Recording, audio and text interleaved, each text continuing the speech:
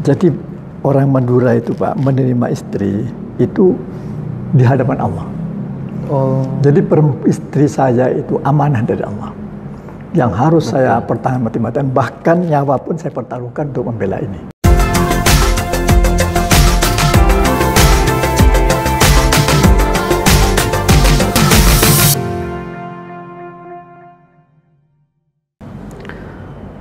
Perempuan Madura menempati posisi yang sangat penting dan istimewa. Salah seorang budayawan di Madura, Pak Dezawi Imron, pernah mengatakan bahwa di Indonesia ada dua daerah yang menjunjung tinggi perempuan. Satu Bugis, yang kedua adalah Madura. Karena itu berbincang tentang perempuan Madura selalu menarik. Pada kesempatan kali ini Lebur TV akan berbincang-bincang tentang perempuan Madura dengan salah seorang budayawan yang namanya sudah populer di Madura. Beliau ini punya pengalaman yang cukup panjang, baik pengalaman di birokrasi, pemerintahan, ataupun di dunia akademik. Tentu sudah kenal dengan sosok yang satu ini. Beliau populer dengan panggilan Pak Dadang atau Kadarisman Sastrodewirjo. Assalamualaikum Pak Dadang. Waalaikumsalam warahmatullahi wabarakatuh, Mas Imam. Pak Dadang ini sekarang jadi ketua DRD Pamekasan ya. Iya. Iya. Gini Pak Dadang, perempuan Madura itu kan istimewa ya. Kalau dalam kebudayaan ataupun adat istiadat, seolah-olah perempuan Madura harus dijunjung tinggi. Bahkan dalam konteks yang lain, dalam konteks seksual misalnya, orang tertarik dengan perempuan Madura. Ini seperti apa Pak Dadang? Mungkin bisa dijelaskan kayak gitu. Terima kasih memang. Bahwa yang pertama saya ingin appreciate kelahiran keberadaan Lebur TV. Siap. Saya betul kaget karena tidak pernah dengar sebelumnya bahwa mesti mengelola TV ini.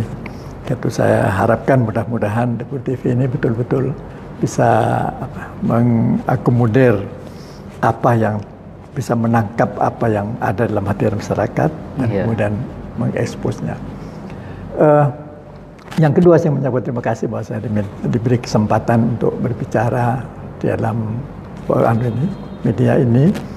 Cuma kalau boleh saya ingin mengoreksi, saya belum berani menempatkan diri saya sebagai budayawan. Saya selalu menulis saya pengamat budaya. Pengamat budaya ya Pak. Itu, ya. Tetapi orang di luar melabeli Pak Dadang budayawan kayak gitu. Iya, enggak apa-apa. Enggak apa-apa, berarti sebuah penghargaan yang saya terima saja. Tapi saya tidak terlalu berani untuk mengatakan begitu. Saya sependapat dengan Kak Wawi. Biasa saya manggil Kak Wawi itu, Kiai Wawi Imron, bahwa perempuan Madura menempati status tersendiri dan yang tinggi di antara berbagai suku bangsa lainnya, subetnis lainnya di Indonesia ini. Bukan hanya di bidang budaya dan sebagainya, tapi di bidang ekonomi. Di bidang ekonomi. Kita lihat misalnya di nelayan, itu istrinya kan membuat kegiatan-kegiatan untuk menunjang usaha suami. Betul. Itu di tingkat bawah, di tingkat atas lain lagi dan sebagainya itu. Oke. Jadi dari berbagai aspek ini perempuan Madura memang betul-betul menjadi tulang punggungnya rumah tangga itu. Punggung rumah tangga. Bahkan kepala rumah tangga mungkin perempuan ya aslinya sebenarnya kalau di Madura itu. Enggak ya. Jadi Madura ini patriarkal Pak. Iya. Jadi garis-garis laki-laki itu. Jadi mestinya kalau bawa patriarkal itu namanya nama saja mesti Pak ini, anaknya Pak ini bukan anaknya Bu ini. Iya betul. Beda dengan di Minang sebagainya.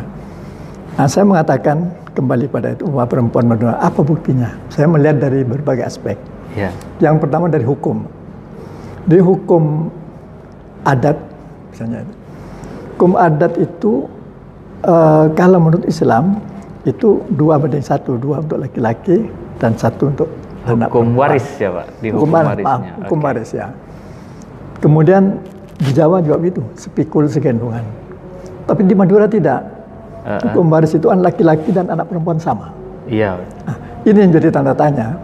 Bagaimana sama? Padahal di sini nilai-nilai Islam itu berkelindan dengan adat itu.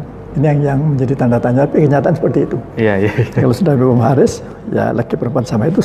Yang pertama saya katakan bahwa kedudukan perempuan kuat sejak anak-anak dia. Kemudian yang kedua, yang saya katakan ini, mengapa ini perlu kita bahas, kedudukan perempuan ini? Karena orang luar itu menganggap laki-laki Madura itu kan serba beringas, serba sangar dan sebagainya. Dia pasti menganukan istrinya sebagainya. Nyatanya tidak.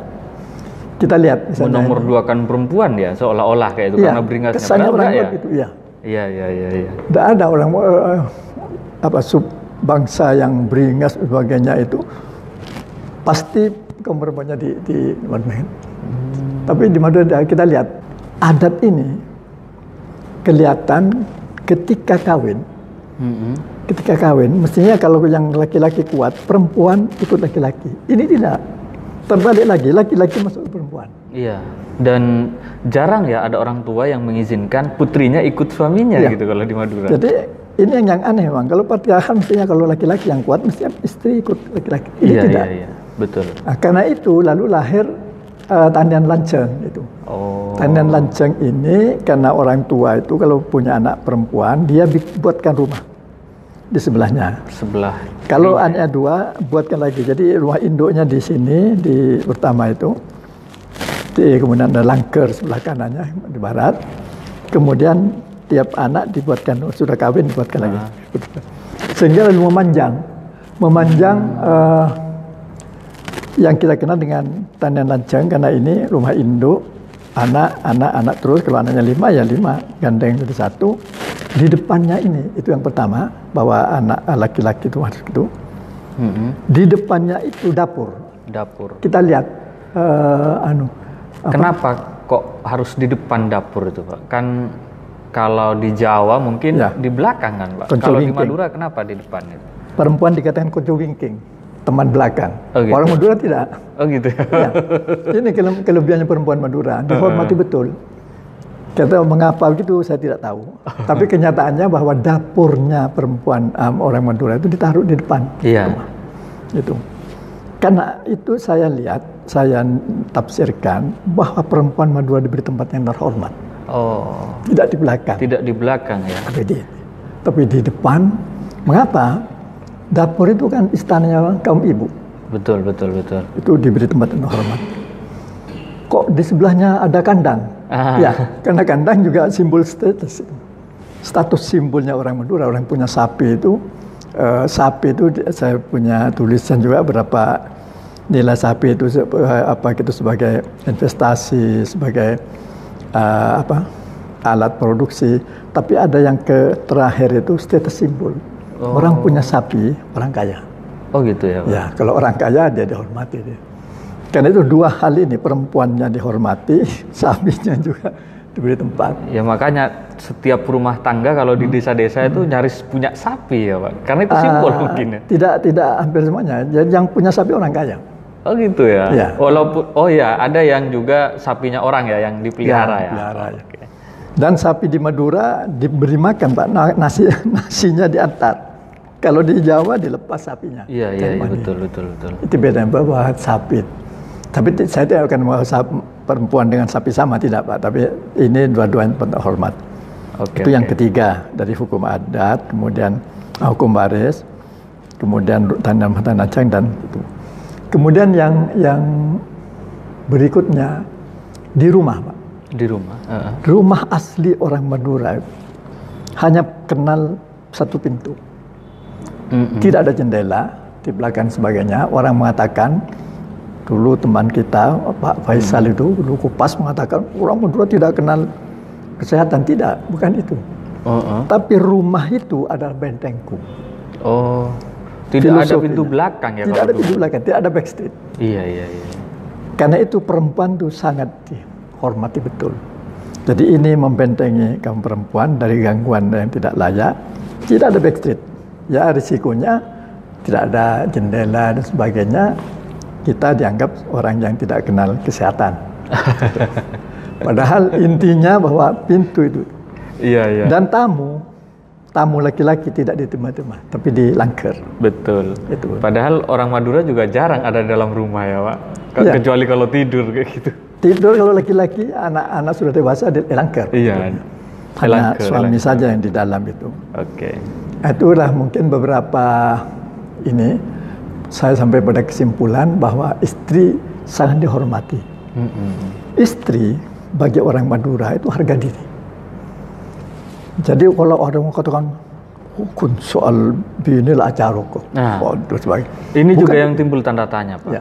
Kok hanya gara-gara perempuan rela mengorbankan nyawa? Bukan kan? Perempuan ini, Pak, istri. Istri ya, sorry, istri ya. Maaf. Hanya gara-gara istri kan masih bisa menikah dengan orang lain kan kayak gitu kan, Pak. Betul. Kalau dirasionalkan. Betul. Tapi mungkin ada nilai tersendiri, Pak. Ya. Jadi orang Madura itu, Pak, menerima istri itu di hadapan Allah. Jadi istri saya itu amanah dari Allah yang harus saya pertahankan mati-matian, bahkan nyawa pun saya pertaruhkan untuk membela ini. Jadi tidak sederhana, cerai saja, enggak. Gitu. Orang Madura tidak seperti itu ya. Siapapun yang mengganggu ini darah dan nyawa taruhannya. Ini memang sulit dipahami oleh orang luar, terutama yang menganut ini hukum Eropa, KUHP dulu kan banyak oleh Belanda itu. Jadi kalau itu ya cerai saja atau dan sebagainya. Tidak, bagi orang Madura ini amanah dari Allah. Karena amanah harus dijaga ya sampai mati menjaganya. Betul. Ijab kabul itu kan suatu amanah yang bersaksi Allah. Makanya di Madura itu biasanya kalau ada pernikahan ada ungkapan semoga menjadi judu beris kayak gitu ya. Jadi sampai meninggal kayak gitu. Sampai atung ketroman istilahnya. Kemudian ada sesuatu yang mungkin tidak diketahui oleh Pak masih Imam Seteman ini seangkatan di Sumeneb terutama. Itu terutama di kalangan priayi Pongkebe itu laki-laki pantang mengudap di luar. Oh gitu ya? Ya, dia menghormati istrinya makan di rumah. Jadi kalau ada pegawai misalnya makan di luar mengudap, jadi rasan itu. Laki ini saya tiarua cecenan. Iya. Ini Pak Dadang kok fasih bahasa Sumeneb ini? Ayah ibu saya dari Sumeneb. Karena memang asli Sumeneb ya. Ayah ibu saya dari Sumeneb. Itu. Jadi apa ada kesan dari ini? Yang pertama memang laki-laki itu tidak hero pada istrinya, tidak menghormati. Tapi yang kedua istrinya tidak bisa melayani. Karena itu perempuan di Madura itu pintar-pintar masak, betul, supaya suaminya itu menikmati hidangan yang dibuat sendiri. Itu sekarang sudah tidak dikenal di sini, tapi dulu begitu. Apa dampaknya? Pak Imam cari di mana ada restoran besar di Madura. Betul. Sulit. Karena orang pada makan di rumah. Makan di rumah. Sekarang saja ada Almuna, ada itu. Ini tahun-tahun terakhir saja ada begitu. Itu pun nggak terlalu ramai di hari-hari biasanya, Pak. Oh gitu. Ya paling cuman ya orang-orang kantoran lah mungkin yang mampir ke sana. Ya, karena tradisi menghormati istri, makan masakannya istri. Iya. Itulah barangkali Pak sehingga status itu sangat kuat itu. Kemudian bukti-bukti sejarah. Dulu di sini ada Nyi Banu, jadi ada Ratu Pemelingan, ada Nyi Banu, kemudian ada Ratu Intan, pokoknya perempuan itu di bidang pemerintahan itu mempunyai kedudukan yang sama dengan kesempatan yang sama. Sejarah juga membuktikan bahwa di Madura itu perempuan punya kesempatan yang sama. Sekarang terbukti, kan? Unira rektornya perempuan. Kemudian ada kepala dinas perempuan, kesempatan sama. Menurut penelitian orang Eropa, orang mereka saya lupa anunya itu, kalau perempuan masuk di sektor publik ini, itu dampaknya bagus sekali. Mengapa? Korupsi berkurang. Mengapa? Karena perempuan jaga nama. Dia tidak mau ngutip. Ini saya bicara dengan supir taksi dulu, waktu masih banyak taksi. Dia lebih takut kepada polwan daripada polisi. Polwan itu tidak bisa diajak kompromi.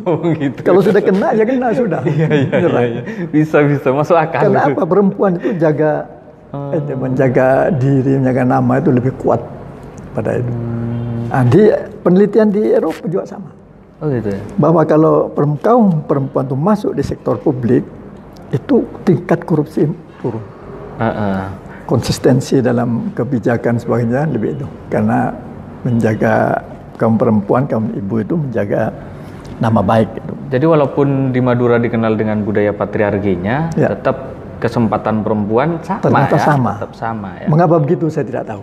Karena itu sudah ilmunya kaum sosiolog itu. Oh iya. Di luar kompetisi saya hanya melihat fenomena. Ada fenomena menarik juga Pak soal jamu Madura Pak. Yang ini identik dengan perempuan. Mungkin Pak Dadang punya cerita-cerita khusus tentang itu.